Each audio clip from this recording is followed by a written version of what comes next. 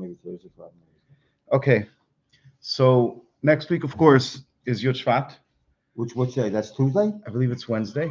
We'll probably have a regular Wednesday night or Tuesday night, one of the two. Okay, so we're going to start Basi Lagani Maimer, obviously. And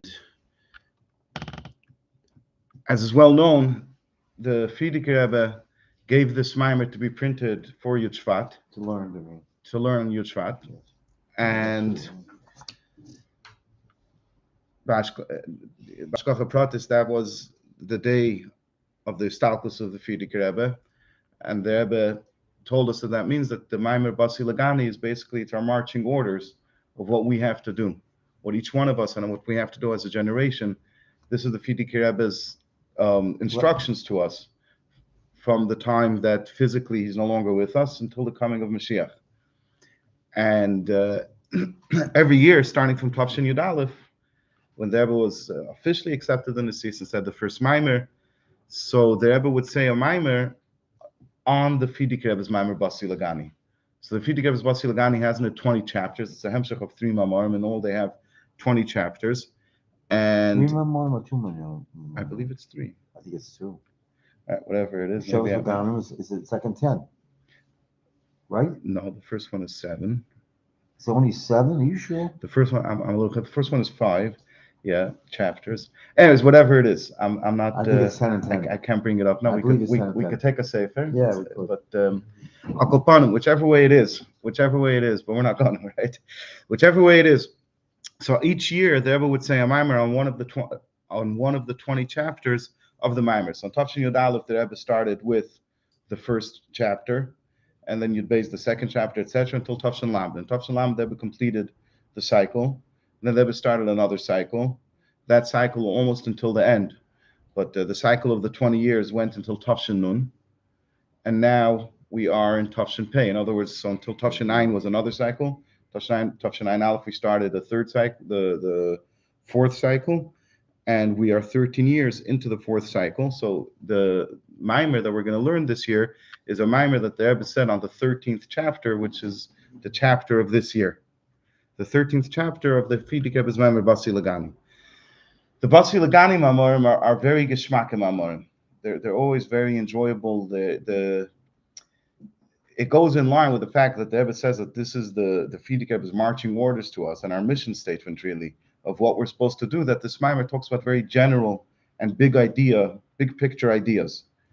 And in the Maimer, you always get a sense of the entire structure, like on a cosmic level, the entire structure of why the world was created, what our purpose in the world is, how are we supposed to go about it, and how are we supposed to actually bring the world to its completion. In other words, bring Mashiach into the world. So and the Rebbe usually summarizes much of the Frierdiker Rebbe's theme in the beginning of the Maimer. In this Maimer, in Tavshin Mem Gimmel, the Rebbe actually spends more time than usual on it, going over what the Frierdiker Rebbe says in his Maimer. So it's very geschmack because it gives us an overall picture of what the Eibishter's world is, what it means to be a Yid, and what we have to do. This Maimer in particular talks about a very geschmack subject, which is, and that's going to be not in today's year, but we'll get to it eventually in the Maimer. The Rebbe talks about the idea of challenges and difficulties in this world. Why does it have to be so hard? Why does it have to be like why does it have to be so hard in this world? Like, does it really have to be that way?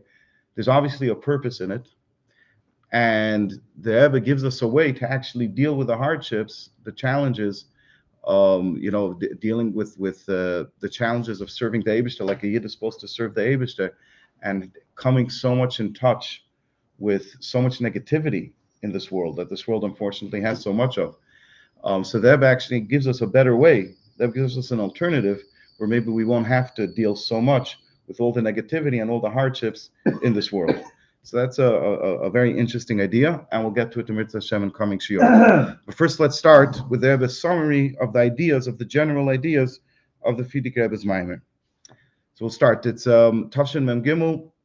It's on page 879 if you have the old print. Basi Lagani Achesi Kala Shlema Melech says in Shir Hashirim that the Eibishter says that I came to my garden, my beloved to my Kala, my bride. Maybe as I correct this is my Rechami Abin Baal Hai a little bit more different Maskell Zeh, the Frierdiker Rebbe brings in his Maimer on this pasuk, and this Maimer the Rebbe points out Shnitan al Yadal Yud Shvat with Pamar Yishena Tavshin Yud. The Frierdiker Rebbe gave out this Maimer to be published and to be handed out on the first Yud Shvat. In other words, on the Yud Shvat of the Frierdiker Rebbe says Talkos. Umini Oz, and since then through the Rebbe's Heira, Nasa Minhag Yisrael Teira, it became a Minhag Yisrael. L'lamdei b'asir b'shvat v'chol shana b'shana. To learn this Maimer on the 10th day of Shvat, this is one of the Rebbe's famous instructions for Yud Shvat, the minhagim of the Chassidim, what we should do on the day of Yud Shvat, that we should learn the Frierdiker Rebbe's Maimer. We learn 2 chapters and 2 chapters in one. And so it's interesting the way the Rebbe puts it. It's like the Rebbe saying the fact that it became a Minhag Yisrael is even greater, perhaps. I don't know, but this is what the Rebbe is pointing out, because we learn it because it's the Rebbe's Heira. But the Rebbe points out something else, that now it's also a Minhag Yisrael. And a Minhag Yisrael has a very strong status, a very high status. So what does the Frierdiker Rebbe say in this Maimer that we learn every Yud Shvat? The Medrash says on this pasuk, Legani, that the pasuk says Legani, I came to my garden. Right? The full lashon of the Medrash is Legan ein ksivkan. The Eibishter doesn't say I came to a garden. The Eibishter says I came Legani to my garden. So the Medrash is wondering, what does this Legani to my garden mean? What does it symbolize? What does it signify? Lignuni. It actually, Legani means Lignuni. Lignuni means to my chuppah, but not a chuppah as in a wedding canopy. A chuppah more as in a place, the area, a garden that the chassan and kala would spend. Apparently, that was the meaning in the olden days, that during the Shivas Yemei HaMishta, they would have a dedicated house. This was the house of the chassan and the kala. And that's a lignuni to my chuppah, to the place where the chassan and kala spend in the beginning of their marriage. And that's why it's l'makim shayikari b'tchila. So this idea of a chuppah, of a place where the chassan and kala spend the first days, the beginning of their life together. And this is a place where, of course, the chassan and kala come together at the highest level. And this is the beginning of everything. So too, the Eibishter says that this world that I came to, the pasuk of Pashtus is talking about the Beis Hamikdash. Basi Legani, that I came to the Beis Hamikdash. So what does the Eibishter call this place, the Beis Hamikdash, which is down here in the physical world? What does the Eibishter call it? He calls it Lignuni, to the place where I was all the way in the beginning of time, like in the beginning of the marriage, and to a place where I am with my whole essence. Shahaya Yikari B'tchila. This is the place where my primary residence was. The Iker Shchinim B'tachtenim Haisa. And the Frierdiker Rebbe explains this medrash. What does it mean that the Makim Shayikari B'tchila, that the primary resting place and the primary revelation of the Shechina was B'tachtenim, here in this lowly physical world, right? So this is already a mind-opening idea, a mind-opening concept all on its own. We're so accustomed to thinking of this world as a distant place from the Eibishter, as down below, and as very not a good place. So it says you should actually know that that's not the way it's supposed to be, and that's not the way it was at the beginning of creation. The Eibishter in the beginning of creation was revealed specifically in this world, more than in anywhere else. Now we say the Ilam Etzil Yenim and Atzilus. Atzilus is Etzlei v'Samachlei. Atzilus is near to the Eibishter. Even the worlds of Biyah, of Bri, Yitzira, and Asiya, Haruchnis are so much closer to the Eibishter. Never mind those levels which are higher than Atzilus. Those places are close to the Eibishter. The Malachim are close to the Eibishter. Somebody who separates himself from this world. That's what we think, that's what we experience today as being close to the Eibishter. So we would think that it's like that because that's the truth. Because it has a substantive, integral reality to it that the physical world needs to be far from the Eibishter. It's only the higher spiritual worlds that are close to the Eibishter. So here's the first mind-opening idea. You should know that it's actually not like that. It's just the way it is in Golus today. And not only in Golus, it's also like that since Chet Eitzadas. But that's just a temporary thing. The Eibishter's Shechina can be revealed in this world. And not only that it can be revealed in this world, but the greatest place of revelation is specifically in this world. That's the first big idea that the Frierdiker Rebbe points out to us right away at the beginning of the Maimer. It's a whole perspective shift. It's a whole way, a different way of looking at this world. It's a place, this world really, in truth, is a place for the revelation of the Eibishter Shechina. However, what happened beginning right away from the first few hours of the creation of man on the sixth day of the creation of the world, through seven unwanted, not good things, the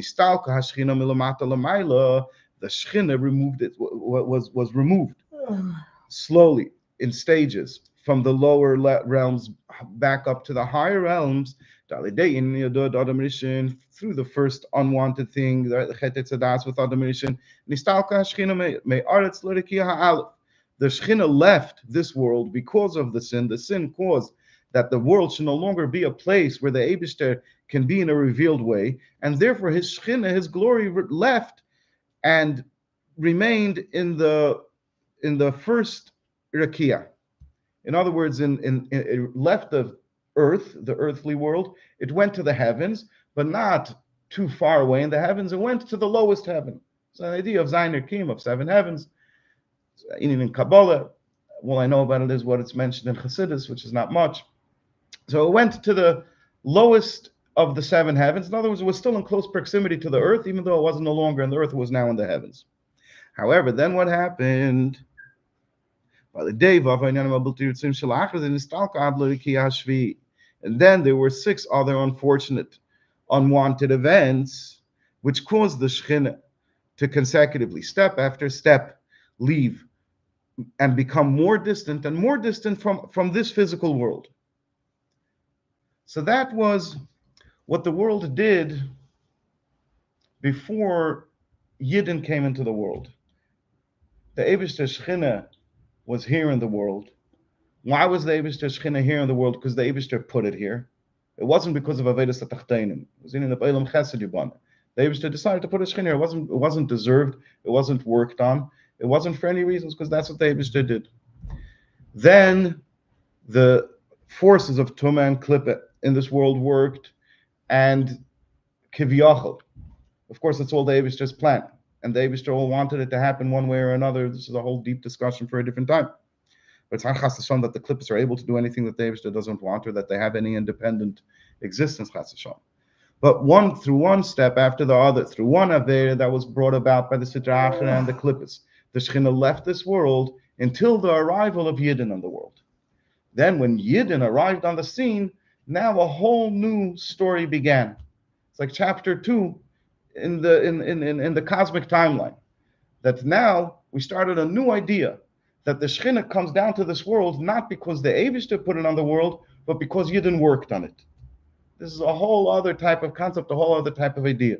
That the Shechina rests in this world not because from above somebody pushed it and forced it and placed it here, but because the world becomes refined. We work with the world, the Yidden, as the Eibishter's representatives here in the world, work with the world and make the world into a place where the Eibishter's Shechina can be revealed.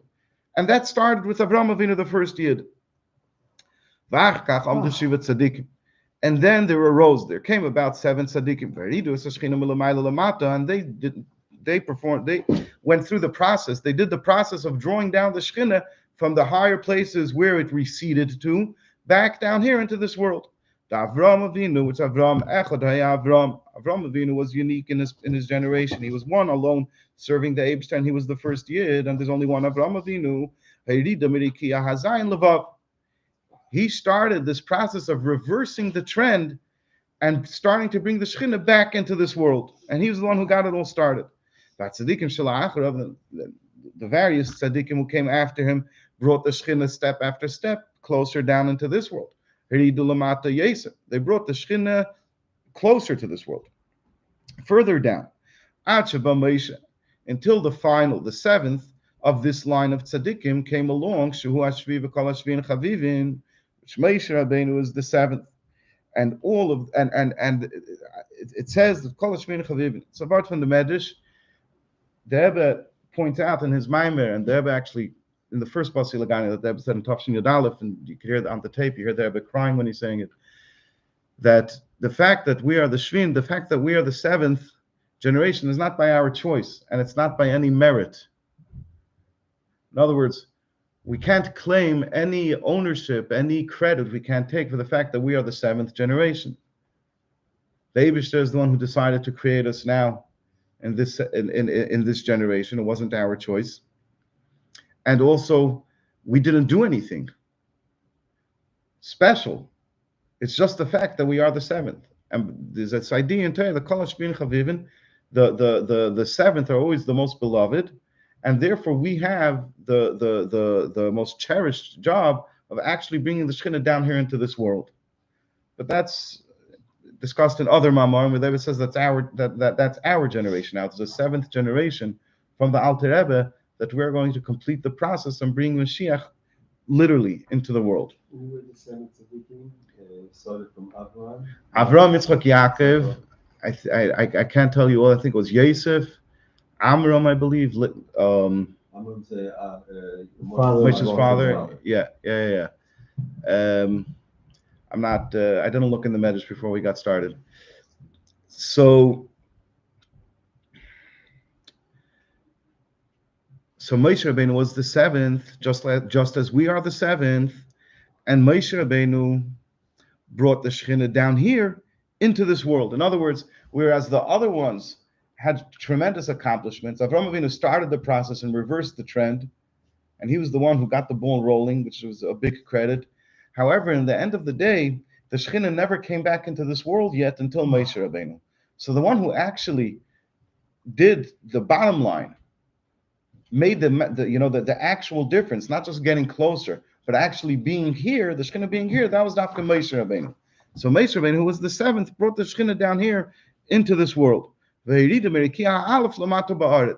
brought it down from the lowest heaven down here into this world. And now the Shekhinah was no longer in the heavens, the Shekhinah was down here in this world, right? And the passage is with the Mishkan. The David Shekhinah rested in the Mishkan, in the Kodesh HaKadoshim. That was the place where the Eibush Shekhinah was primarily the highest level of the Shekhinah in the greatest way, more than in the upper worlds. Okay, and in order to explain what's this level of Iker Shekhinah, right? The Medrash said Ikari B'tchila, and the Fidik explained this, that this means Iker Shekhinah, that the primary resting place of the Eibush was here in this world. So to explain to us, what does Iker Shekhinah mean? We could touch the word primary, but what does it really mean? What's the understanding of it? Maybe Hamaimer, the Frierdiker Rebbe brings the Maimer Hazoya, that that the glory of the Eibishter is brought into this world and into all of the worlds. And the emphasis is Bechulu Almin, that the glory of the Eibishter is brought into all worlds. The Pirush Bechulu Almin, who should Bechulu Almin B'Shaveh. The Frierdiker Rebbe discusses at great length in the first ice of his Maimer, of his Basi Lagani, that when we say Bekulo Almin, the light of the Eivshter that shines in all worlds, we're talking about a different type of a light. We'll just explain in a moment. The fact that the light shines in all worlds equally shows that it is a very high level. Which this is a level of light, a kind of light that's higher than the worlds in general. It, so to speak, surrounds the worlds because it's not integrated with the worlds. And because the light is of a higher type, that's not in the league, that's not in the level of the worlds at all, so therefore it shines in all of them equally.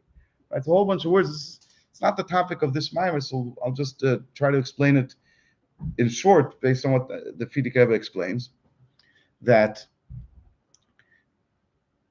the amount of light that can be revealed in any particular place depends on the level of the place where the light is coming to.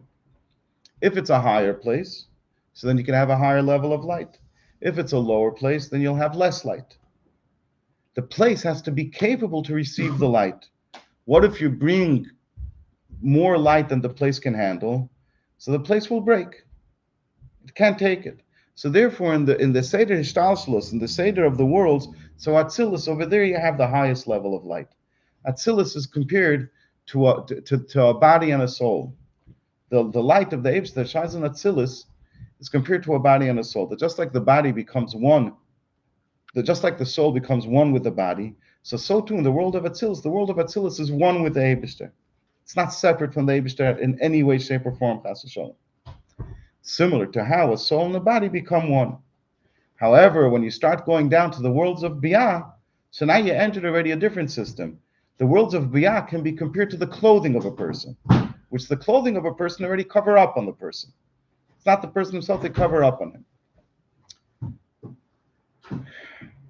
However, over here, we're saying that there's a light that comes to all of the worlds. It shines in all of the worlds equally.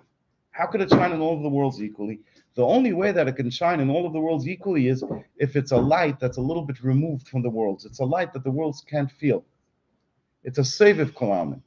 And since it doesn't rest in the worlds, it doesn't become enclosed in the worlds, it's just sort of there in a background type of way, so it can come everywhere equally.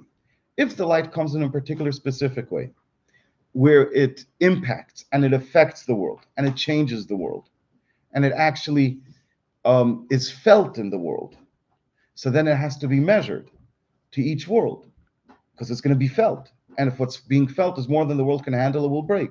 But if you're talking about a light that's not felt in the world, it's a light that's in the background, so to speak. In the Lashon of Chassidus, it's seviv kol almin. It just surrounds it, but it doesn't come inside it. So that light can be everywhere without having any ill effects on the place that it comes to, because the place that it comes to doesn't feel it anyways. It won't be successful to try to explain something, or at least I'm unable to explain a deep concept in a few words. So I hope that the explanation that I gave, sort of gives some sort of an idea of the words that he's saying over here in the Maimer. Really, it would take a lot longer to explain it, or somebody who was able to explain it in a few words, which takes quite a level of skill.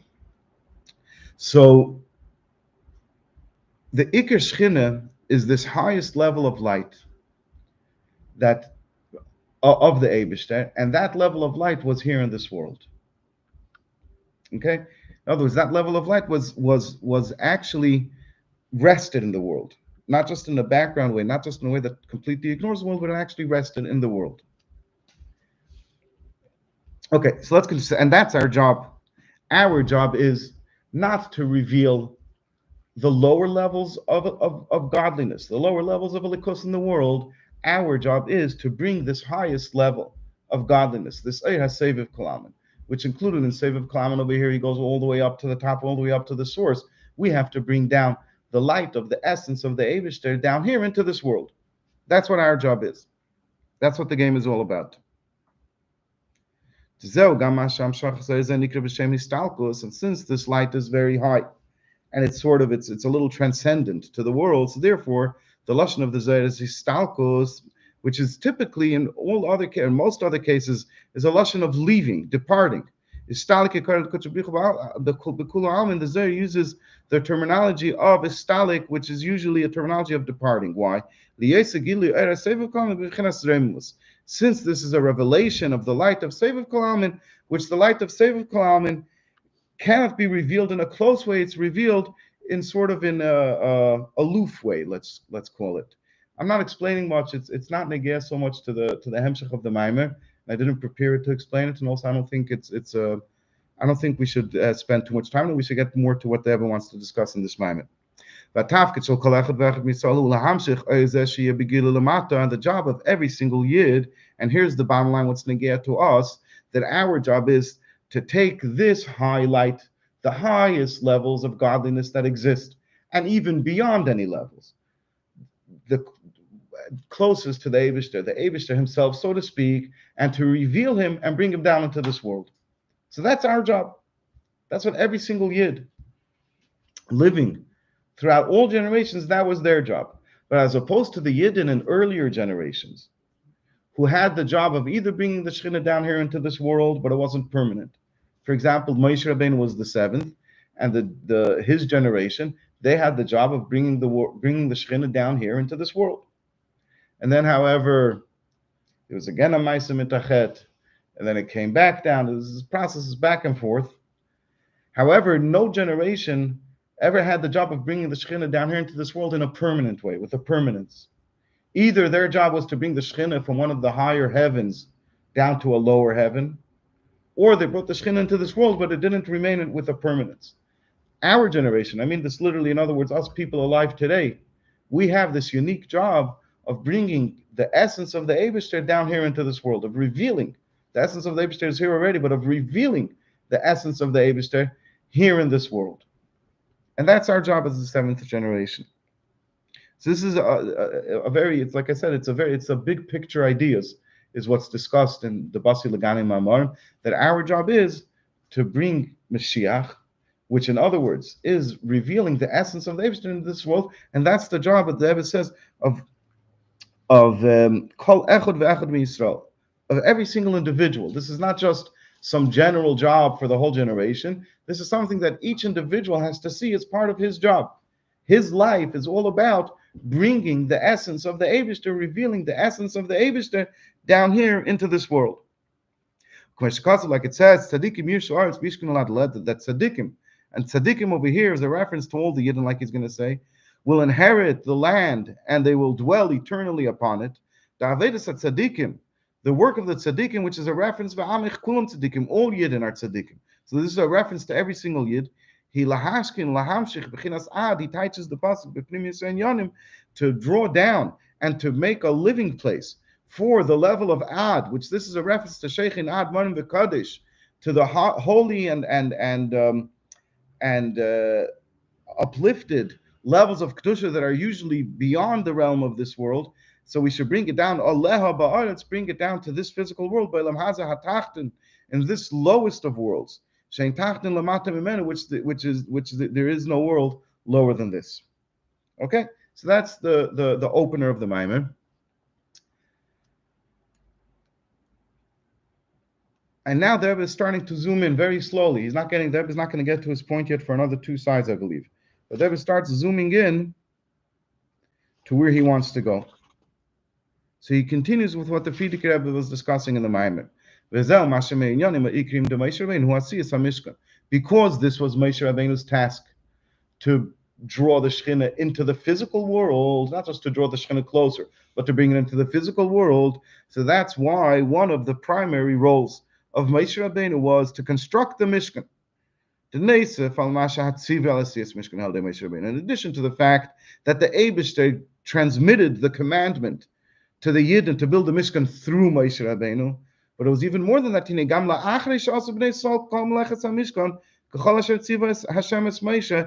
after the Yidden followed the instructions that the Eibishter told Moshe Rabbeinu to tell us, nevertheless, they weren't able to build it. They weren't able to build it. Why weren't the Yidden able to build the Mishkan?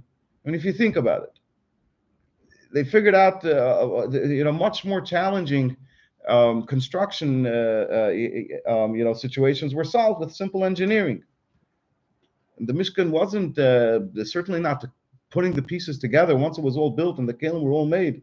It wasn't exactly the most challenging engineering issue. So that explains why the Yidden weren't able to do it. They weren't able to do it because once the Mishkan is built and is constructed, what happens is the Shekhinah rests here. The Eibishter himself rests in this physical world. It's not about the physical building of the Mishkan. They couldn't build the Mishkan physically because the building of the Mishkan physically was actually a very spiritual process. In the physical building of the Mishkan, something world-changing was occurring, which is that the Eibishter Shekhinah is being revealed over here. And therefore, the physical Mishkan wouldn't allow itself to be built unless it was being done by somebody who's able to draw down the Shekhinah into this world. And that somebody is Moshe Rabbeinu, the Shvi, the seventh tzaddik in the line of tzaddikim. So that's why I took Moshe Rabbeinu, and only Moshe Rabbeinu, who is in the unique position of being the seventh tzaddik, and therefore is able to reveal the essence of the Eibishter into this world. That's why only he was able to put it up, to put it together. So the Yidden weren't able to put it up. And raising the Mishkan, constructing it and putting it together into its final form and as a building, as a structure, that had to be done specifically through Moshe Rabbeinu, as Rashi brings down in his Pirush on the Pasuk. Why?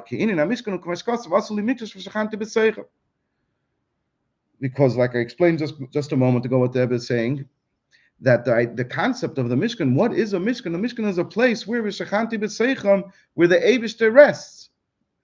Hamshachas Iker Shchina, V'Shachanti, I, the essence of the Eibishter himself, rests Lamata Ba'aretz, in this physical world. And that only a Moshe Rabbeinu can do. The Hagam Shadarshu Chazal, and even though Chazal explain on this pasuk, Shachanti B'Seichem, Hu B'Seich Kol Echad V'Echad Mi'Yisrael, that the pasuk says that the Eibishter will rest amongst them. And what the pasuk literally means to say is that the Mishkan is there in middle of the Yiddish camp in the Midbar, right? You had the Shvatim all around the Mishkan, with the Mishkan in the center. So by the Eibishter resting in the Mishkan, so now the Eibishter dwells amongst the Yidden, because he's in their camp and he's right at the center of their camp. So that's the pasuk, the taich of the pasuk. But still, it's bothering the Medrash. Why does it say b'seicham? I will dwell amongst them. Should have said more accurately, and I will dwell in it. I will dwell in the Mishkan. True, because I'm dwelling in the Mishkan, so now I'm dwelling with the rest of the Yidden. But it's not the most accurate portrayal to say I'm dwelling amongst them. You should say I'm dwelling in the Mishkan. The Eibishter wasn't dwelling, his essence wasn't revealed in the various Shvatim's areas. It was revealed in the Mishkan itself. Through that, because that was part of the overall encampment of the Yidden, so he dwelled amongst the Yidden. But the pasuk should have portrayed the picture accurately and said, instead, the pasuk says, I will dwell in them. So the Medrash says that we should take the pasuk actually literally. It's a Medrash that teaches us to take the pasuk literally. That what does b'seicham mean? No, that the Eibishter is actually resting inside every single Yid. The essence of the Eibishter dwells in the heart of every single Yid, in the Eimek Pnimiyus Halev. In the depths of a Yid's heart, that's where the Eibishter dwells. So the Rebbe poses this as a potential challenge, as a potential problem, because we said that the Eibishter rests in the physical world. However, the Medrash teaches the pasuk v'shachanti b'seicham that the Eibishter rests in the heart of a Yid. That's not down in the corporal and the bodily and in the physicality of the world. That's more in the heart of a Yid, which is a very high and refined part of this world. It's not mamish in the physical world, you might ask. So the Rebbe says, however, the simple meaning of the pasuk still remains. That the resting place of the Eibishter's Shechina was actually in the physical Mishkan, in the physical objects in it. In the 13 or 15 different materials of which the Mishkan was made, in those physical, inanimate materials like metal and wood and the various threads and whatever else was used over there, in them the Eibishter rested. In other words, down in the physical world. And not only that, the Rebbe even adds over and the fact that the Eibishter rested in the heart of every single Yid was actually through the fact that the Eibishter was resting in the Mishkan. So Akapanim, the Rebbe says that the Eibishter rests in the heart of every single Yid, and this idea that the Eibishter rests in the heart of every single Yid is connected to the general idea of the Eibishter resting in this world. The fact that the essence of the Eibishter is revealed in this world is expressed through the Mishkan, is actualized in the Mishkan, and the resting of the Eibishter in the Mishkan is tightly connected to the fact that the Eibishter rests and dwells and reveals himself in the heart of every single Yid. So there's a close association, a Yid revealing the Eibishter in his own heart, and through his Aveda in the world, brings the revelation of the Eibishter in this physical world. I think that's why the Rebbe mentioned the whole meaning over here, to point out to us that how do we draw the Shechina down into this world? We draw the Shechina down into this world by drawing the Shechina down into our heart. Because a Yid has this unique dimension to him, where he himself is a resting place for the Eibishter. The essence of the Eibishter is revealed in his heart. So therefore, he is the one who does the job of revealing the essence of the Eibishter in the world. It's a very geschmacka point if you think about it, because we're not talking about two separate ideas. We're no longer simple construction workers. If you say that the Eibishter rests in this world and in this physical world because of the work that the Yidden did, okay, so we're construction workers. Maybe we're a high level of construction workers. We're constructing a place for the Eibishter to live. We're at the level of workers, of external outside workers. However, with this word, that the Eibishter rests in the heart of a Yid, and it's Dafka the Yid who the Eibishter rests in his heart, who can make a dwelling place for the Eibishter. So we're not some construction workers. We're part and parcel of the fact that the Eibishter rests in this world is because there's a Yid in this world. What brings about the fact that the Eibishter rests in this world is because there's something called a Yid, every single one of us, where the Eibishter rests in his heart, and that's why we're able to bring the Shekhinah down here into this world. So it's the revelation of the Shekhinah in this world is part of the same story of what a Yid is. And since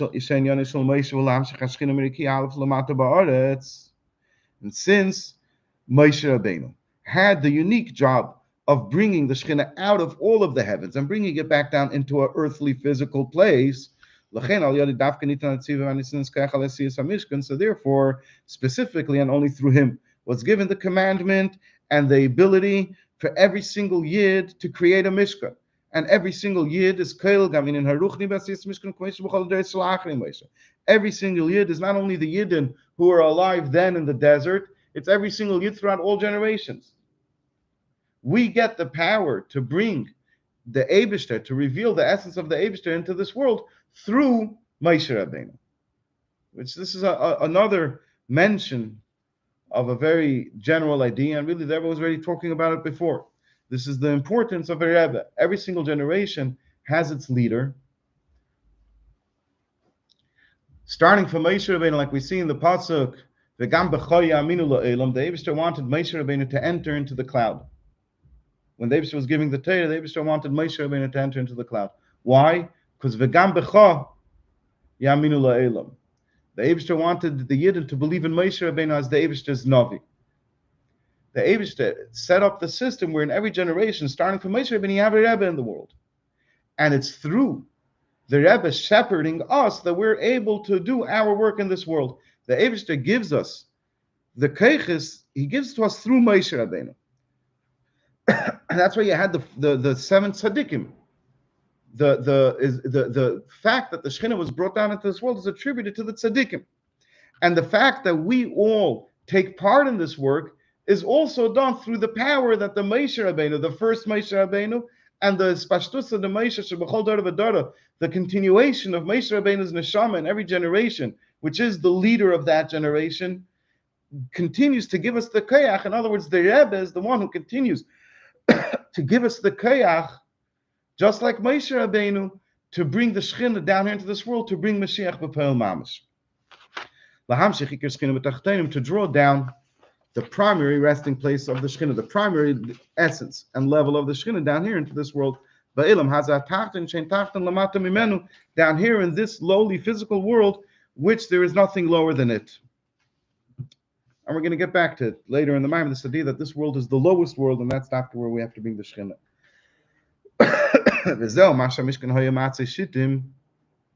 And this is why the Mishkan was constructed of a type of tree. I believe in English it's an acacia tree.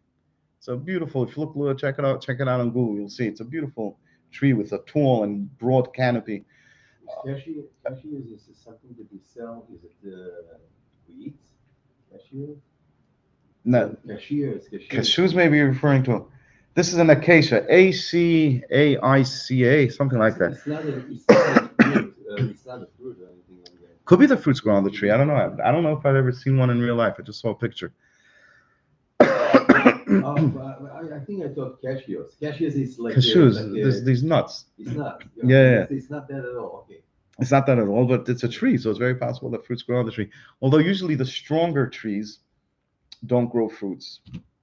For what? Don't grow fruits. Don't grow fruit. Yeah, the trees that you get strong wood out of, and the trees that grow tall in general don't grow fruits. It's almost as if the trees give all of their energies to the fruits, and therefore they don't grow so strong or so tall.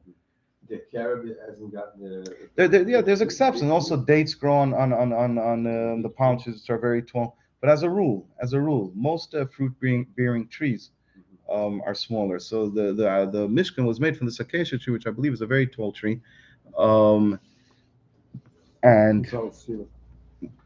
don't think it has fruits. But I'll call upon him. What's this tree called in Lashon Kodesh? It's called Atzei Shittim. Okay? That's the name of the tree, Shittim. Hold on to that word, we'll get back to it. Shemehem, which from these Atzei Shittim Nasu HaKrashim, the actual structure of the Mishkan, the walls of the Mishkan, were made out of these Atzei Shittim. A keresh is the planks of wood, right? Like everybody knows, the Mishkan was made out of a series of planks or beams or whatever you want to call them on each side of the Mishkan. And, right, what did you have? You had 20 on each side, I believe, on the longer sides, and 10 on the short side. Something isn't adding up. It's It's in the Chumash, so there's no time to look now. Whatever it is. But the point is that the walls, the actual structure of the Mishkan was made out of these planks of wood, out of these krashim. Okay, so a keresh is a plank of wood or a beam. Like it says in the pasuk, the sisa sakrashim la Mishkan. You should make the krashim of the Mishkan atzei shittim aimdim, made out of these acacia trees, which are atzei shittim. So the Friedrich Rebbe points out Baruch keresh hu eisiyah shaker. Keresh, which means the plank of wood, the pillar, the beam that the Mishkan, the walls of the Mishkan were constructed out of, is actually the same letters as sheker, as deceit and as lies. V'hu ha-sheker da'elam. What's the sheker that the keresh is referencing?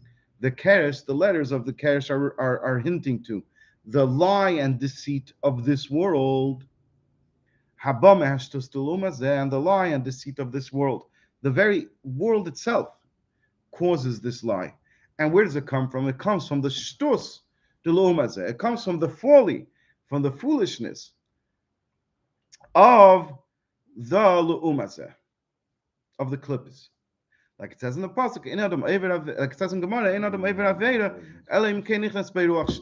that a person does not transgress and do an avera unless a spirit of folly, a spirit of foolishness, a momentary insanity almost like, enters into him.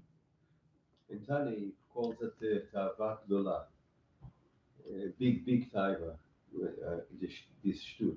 The shtus? In Tani, I don't know exactly, remember which Perik. He's talking about it. Because the Chnas Baruch shtut, this is why it does the Yeah, exactly. I believe it's in Tanya. It is in Tanya, but the Alter Rebbe expands on the idea and makes it a foundation in serving the Eibishter and in understanding the Nefesh Bahamis. But the idea is not an innovation of the Alter Rebbe. It's actually, he brings it down from the Gemara. Now, if you learned it just in the Gemara, you wouldn't understand it at all with the depth that the Alter Rebbe gives it. But he brings it down from the Gemara. So it's actually a Gemara. And there's actually, separate from the fact that the Ruach Shtus is, like you were describing it, as something very big. In other words, momentary. It's momentary insanity. Insanity. So this is the Taiva Gdola. Yeah. This is why you brought me to say that. I hear what you're saying now, and perhaps I shouldn't have called it a momentary insanity because of the way the Rebbe explains it over here, which over here the Rebbe explains it actually something very subtle, a very subtle force. The end result is terrible, but it's actually a very subtle process. He says, the beginning of sin is only a small deviation from where you're supposed to be. Just the slightest turning away from how a Yid is supposed to behave. So it's very subtle. In other words, that he's teaching over here, Ruach Shtus, like we'll see inside the Pir Shita Hunetiya. Shita, Shittim. So the word Shita has 2 or 3 meanings, right? One of them is Atzei Shittim. But he brings down another meaning of the word shittim miloshen shtus, a folly, of foolishness, and also miloshen hatoya, shito netiya, hatoya, which means a turning towards, a movement, a slight movement towards in a certain direction. What's the word again? Netiya. Okay. Hatoya, netiya. It's the same. So he's connecting the 2 ideas. What is this Ruach Shtus? What is this foolishness that the Yetzer Hara talks him into in his great wisdom and with great craft? He talks him into just lessening his dedication to living a life completely for the Eibishter, just lessening it slightly in the slightest form. He never comes to him and tells him to do an Avera. Yeah, we discussed this in other shirim. It's something very important to keep in mind that this is literally the way the Yetzer Hara works. he convinces a Yid Chas v'Shalom to just deviate slightly from an absolute and pure-hearted dedication to the Eibishter. Just get off that road just a drop. And then once he gets him accustomed to that, he deviates a little more. Until eventually, like the Gemara says, he tells him, Lech Haved Avodah Zarah, until Chas v'Shalom, the Yitzhar can bring a person to such a low state where he might even listen to the Yitzhar when the Yitzhar tells him to serve idols. So it's very subtle and it's very nefarious. It's very it's not felt. It's there's a word for it. I'm sorry. What's the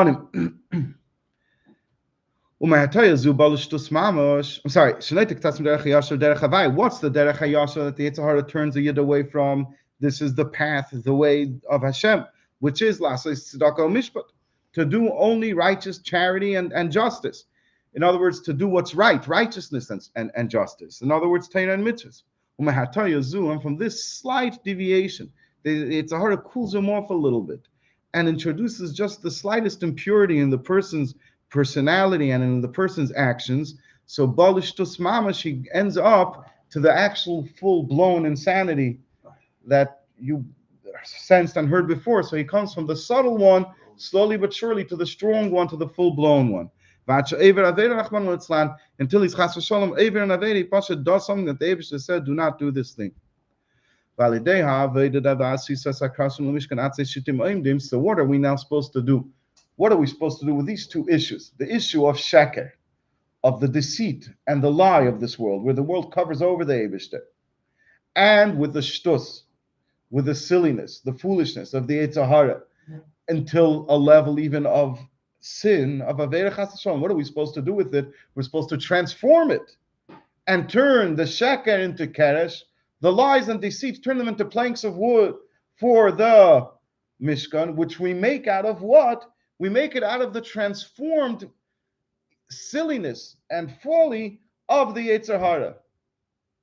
We take the Yetzer Hara himself, not the Yetzer Hara himself, but the Yetzer Hara's ways, the Yetzer Hara's tactics and the Yetzer Hara's tools, and all of his wealth and everything that the Yetzer Hara possesses. In other words, everything here in this physical world that seems to be under the governorship and the ownership of the Yetzer Hara, we take that itself and we transform it into Atzei Shittim. By running away from that, by not Not so much. he's gonna say later on, not just. Oh, hold on. There's a point in both. No, I'm saying hold on, as in don't jump to conclusions. By being stubborn of not in then doing something good. I mean, that's the shtus kedusha. That's the shtus kedusha that the Fidigab describes in his mind. What you're saying now, in other words, of being stubborn. That just like it's a shtus delumazeh to do what's wrong, so you just have a shtus kedusha to say no matter I'm being stubborn. In other words, it's not because of I'm not on any level of understanding, because I'm stubborn to do what the Eibishter wants. The Eibishter said this, I'm doing this. End of story. There's nothing to talk about. So that's one part of it. In general, in the Fidigab's mind, he discusses that as iskafia v'ishapcha, where we break the spirit of the Yetzer Hara and we break the spirit of taiva, the spirit of desire to not good things that we have within us. We break it and we use all of the physicality of the world instead to serve the Eibishter. The running away part is true when it comes to things that we're not supposed to do. Right.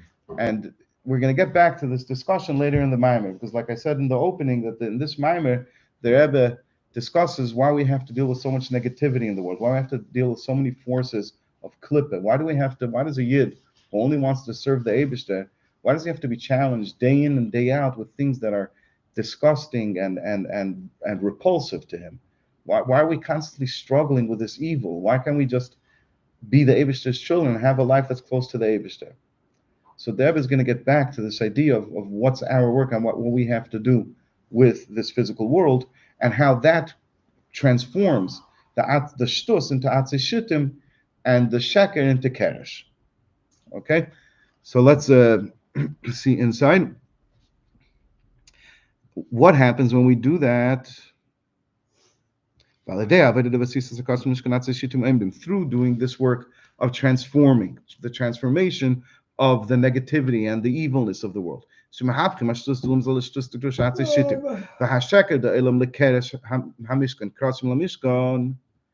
now what did we accomplish? We accomplished something far greater than just transforming bad into good. We accomplish something far, far greater than that. Through that, we actually accomplish all this. That is how we draw down the essence of the Eibishter into this world. So the Rebbe mentioned earlier in the Maimer, which not just mentioned, dedicated a little bit, quite a bit to it. That it's our job every single year to draw down the essence of the Shekhinah into this world, right? So they didn't explain what are we supposed to do. I'm a simple person.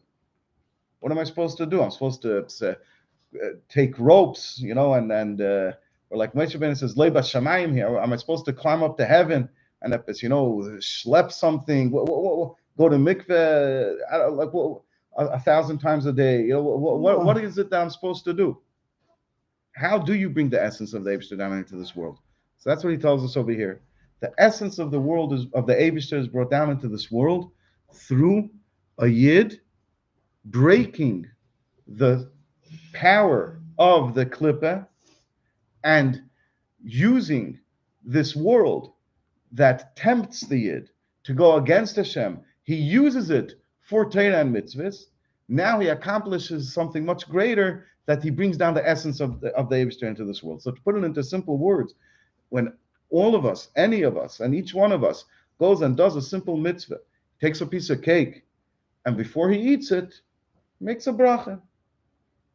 Is that what his body wants to do? His body just wants the cake. He takes the cake, he forces his body to wait a minute, and he makes a bracha before he eats it. And when a mitzvah sleisasa, there could be a cake that's the best tasting cake, and the whole world is ranting and raving about it, but if it's treif, he doesn't eat it. So he's breaking the world, and he's using the world. The fact that there's a non-kosher piece of cake over here is an opportunity for him to listen to the Eibishter and not eat cake. So by doing this and so much more of breaking the will of his nefesh habahamis, by breaking the animalistic part within his makeup. Animalistic,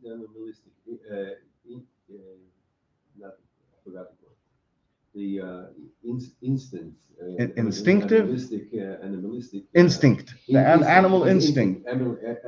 He gets control over that. Yeah. And he says, what you're going to do, your job, the animal instinct that's within the person, what's its job?